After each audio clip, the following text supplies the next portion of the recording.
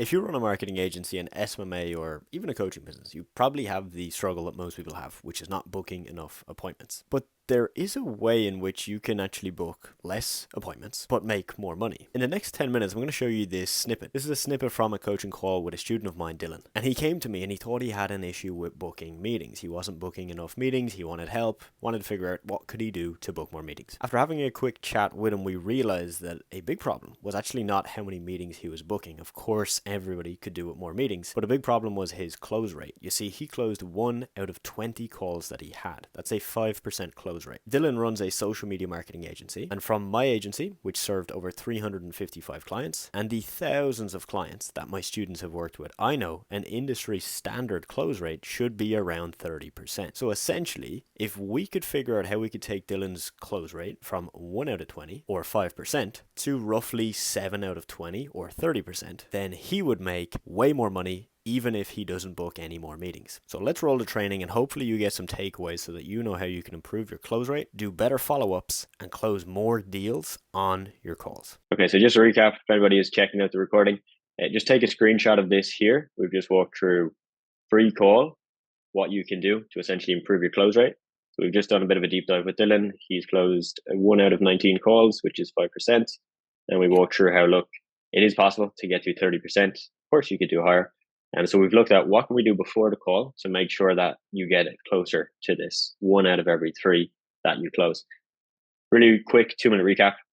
If you book a call today on Tuesday and it's for Thursday, you've got 2 days for things to happen to warm the person up before the call. What I do in the coaching we offer is we send one video to the person about, hey, this is the business model and how it works. And then the second video, which is an info video, walking them through more about here's what to expect for the call. Here's what we offer. Here's how we're different to other people you've seen online. And here's a bunch of our results. So what that does is that really preps them and hypes them up for the call.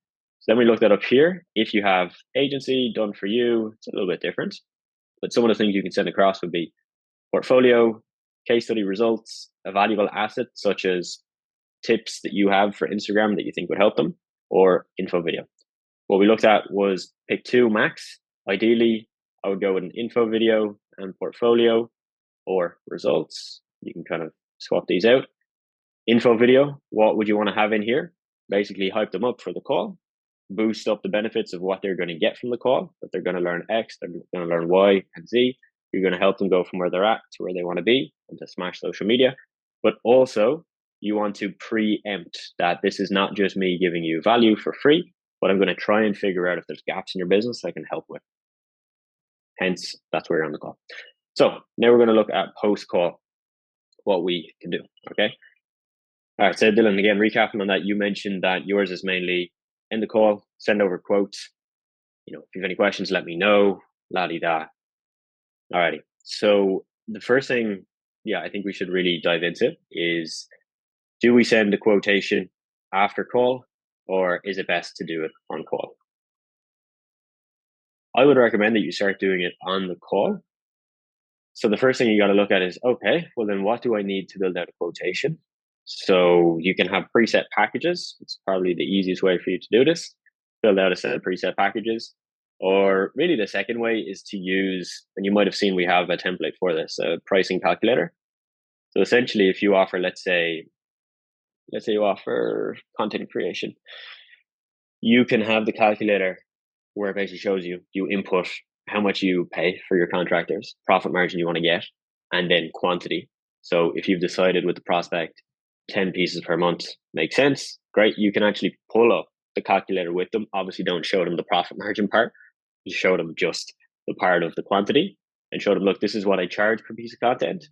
You want 10, here's the number. Does that fit into what you're looking for right now? Ask them the question, let them sit with it.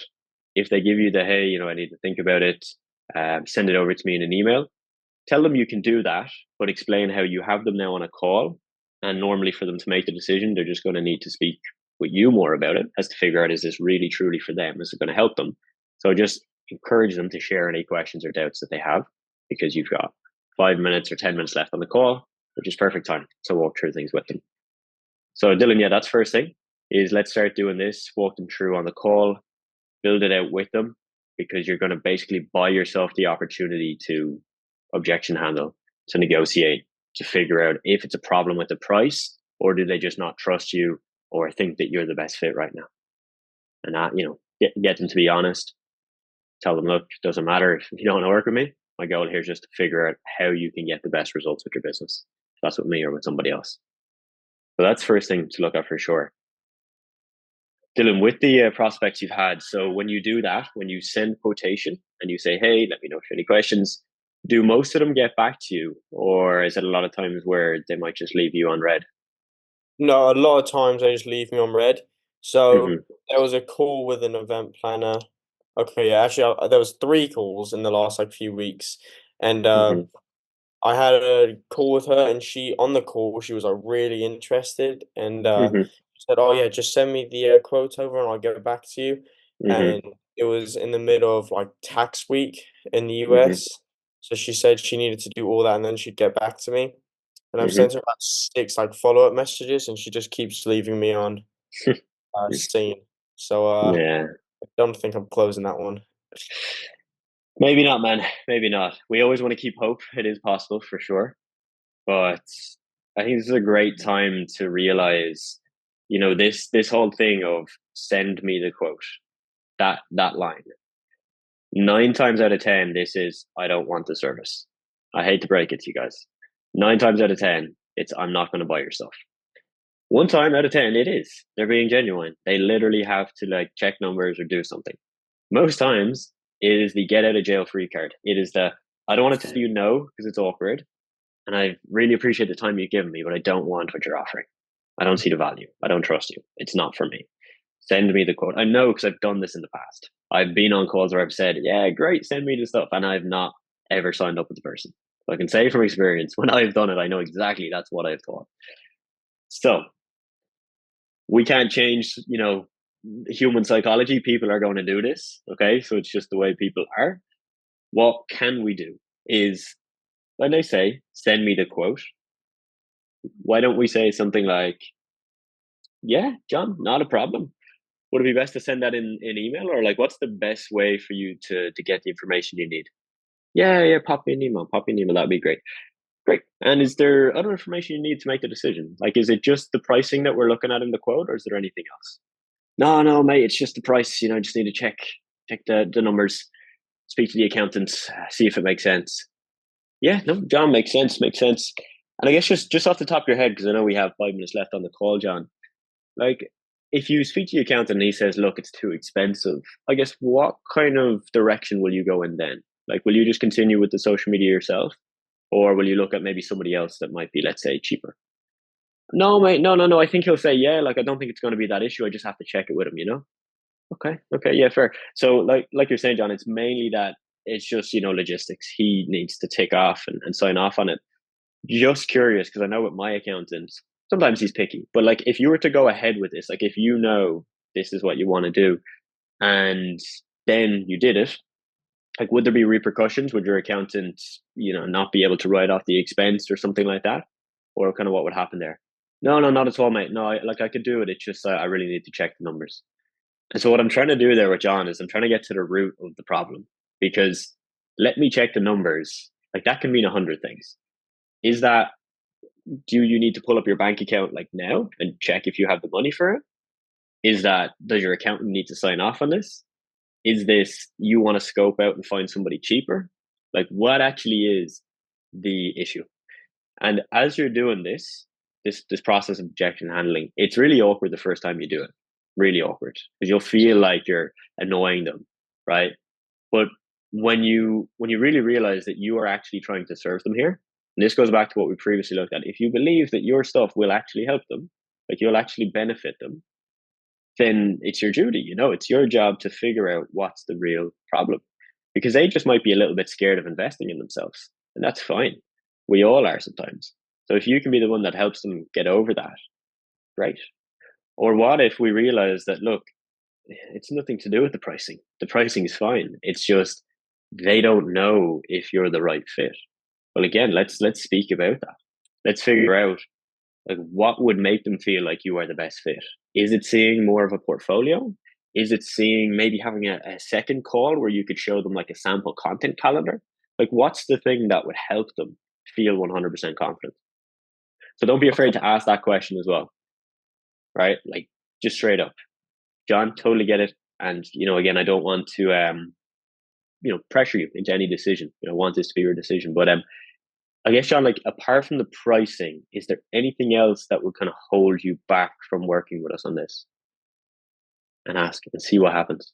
He might say no, but he might say, oh, look, it's just that we got burnt in the past and this happened. Great, because now we know he got burnt in the past. Let's talk about it. What was the red flags there with that company that you are not presenting? Show how you are different. So Okay. That's my, this is like, what we want to I do. think that's one of my big problems is just I don't dive Mm, deeper.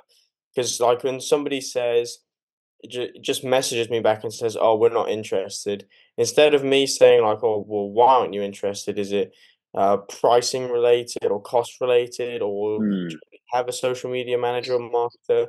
I just say, "Oh, no worries. I completely understand. Message mhm. me. You can contact me if you change your mind."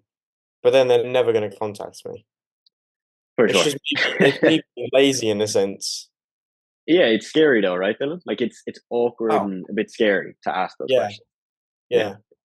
And because I feel like I'm almost being too nosy when I ask Hmm. them, Yeah. but really I'm not, because when they're going and buying stuff and selling stuff to other customers, they're Do the asking same. those questions. It's just like Exactly. a train that keeps going on. Yeah. And the thing is, right, Dylan, in DMs, I would actually be less likely to dig in just because over text, they're not on the spot with you, right? Yeah, So there's no pressure for them to actually respond. Whereas when they're on a call, what are they going to just hang up? Like they're going to give you an answer, even if it's just like, hey, no, look, just send it to me. And they're not entertaining it, fair enough. But at least it's like you have the chance because they're right in front of you to do it. So in your messages, man, I wouldn't stress about it too much. It is worth trying though, for sure. But really, the calls is where this should be happening for sure. okay, Yeah, okay. Brilliant. Thank you. yeah. So, as mentioned, that was a snippet from a coaching call. It was actually a hour and a half coaching call with some of my students, quite a small group. And that's something we're currently doing 4 times per week. We work with beginners that are just getting started with their marketing agency or personal brand. But of course, we have others where we're helping them get from 10k a month up to 50k per month. If you want any info, there is a link in the description of the video where you can book a call with me or just see some of the information about my program, what it looks like, and if it's for you. It's no pressure, you don't have to do that, but I wanted to put the link there in case you found this valuable and if you'd want to be on one of those coaching calls yourself.